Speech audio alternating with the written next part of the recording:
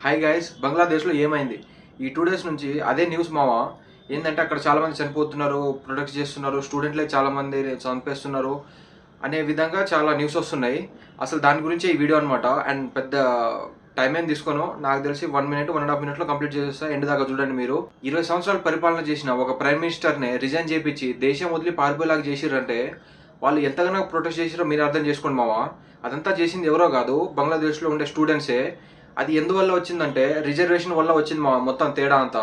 దాని గురించి మనం మాట్లాడుకోవాలంటే 1970లోకి వెళ్ళాలన్నమాట. అప్పుడేందంటే 1970లో పాకిస్తాన్ అండ్ మన బంగ్లాదేశ్ కలిసి ఉండేది కదా! ఆ టైంలో ఏందంటే ఇప్పుడు 1970 అప్పుడు ఆ టైంలో వాళ్ళకు ప్రొటెస్ట్‌లు ఇండిపెండెన్స్ రావడం వల్ల వాళ్ళు 1970లో మన బంగ్లాదేశ్ విడిపోయింది. విడిపోయిన తర్వాత వాళ్ళకి ఇండిపెండెన్స్ వచ్చింది. అప్పుడు అవామీ లీగ్ పార్టీ ఉండేది మామ. దానికి మెయిన్ లీడ్ ఎవరంటే షేక్ హసీనా వాళ్ళ ఫాదర్ షేక్ ముజీబ్ రెహమాన్. ఈయనేందంటే ముందుండి ప్రొటెస్ట్ చేసిర్రు అండ్ చాలా మందిని సేవ్ చేసిర్రు అండ్ చాలా ఫ్రీడమ్ ఫైటర్‌గా వాళ్ళు చేసిర్రు కాబట్టి ఆయననే ప్రైమ్ మినిస్టర్‌గా అనౌన్స్ చేసుకొని వాళ్ళు గవర్నమెంట్ ఫార్మ్ చేసుకున్నారు మామ. అది ఎప్పుడంటే 1971లో. ఆ 1971లో ఫార్మ్ అయిన తర్వాత ఈ ముజీబ్ రెహమాన్ గారు ఏం చేసిండంటే 1972లో ఒక ఇండిపెండెన్స్ వచ్చేసింది కాబట్టి అప్పుడు మనకు ఫ్రీడమ్ ఫైటర్ వాళ్ళకేందంటే రిజర్వేషన్ ఎంతో అంత ఇయ్యాలని చెప్పేసి ఏందంటే 35% వరకు వాళ్ళకి రిజర్వేషన్ కోటా అలొకేట్ చేసిర్రు. ఆ రిజర్వేషన్ కోటా అలొకేట్ చేసిన తర్వాత ఏందంటే రిమైనింగ్ వాళ్ళు కూడా ఊరుకోరు కదా! అంటే తర్వాత నెక్స్ట్ వచ్చిన గవర్నమెంట్ కూడా అది కంటిన్యూ చేస్తూనే ఉన్నది. అది కంటిన్యూ చేస్తున్న వల్ల ఏమైతుందంటే వేరే స్టూడెంట్ వాళ్ళు చాలా ఇబ్బంది అవుతున్నారు. దానివల్ల వాళ్ళు ఇంకా ప్రొటెస్ట్ చేస్తూనే ఉన్నారు. అలా చేయడం వల్ల 2018లో ఏందంటే దాన్ని హైకోర్టు రద్దు చేసింది.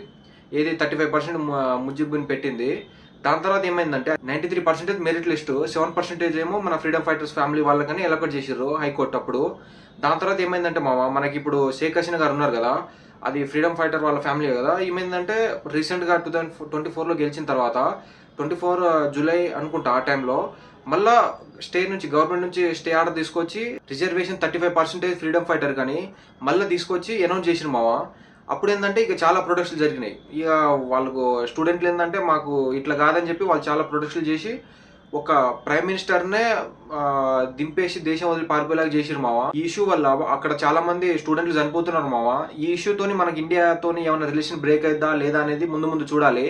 కానీ ఇంటర్నేషనల్ వైస్‌గా రిలేషన్స్ ఏదున్నా గాని మనం మంచిగా ఉంచుకోవాలి మామ.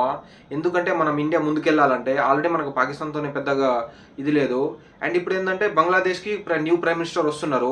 ఆయన కూడా మనకు ఇండియాకి మంచి ఫ్రెండ్‌షిప్ అని అంటున్నారు. అండ్ ఇది విషయం. మీకు క్రిస్ప్ అండ్ షార్ప్‌గా చెప్పిన అనుకుంటా. మీకు అందరికి అర్థమై ఉంటది ప్రతి ఒక్కటి. ఇట్లాంటి వీడియోస్ కోసం మీరు సబ్స్క్రైబ్ చేసుకోండి మామ. ఇంకా వస్తూనే ఉంటాయి. Thank you.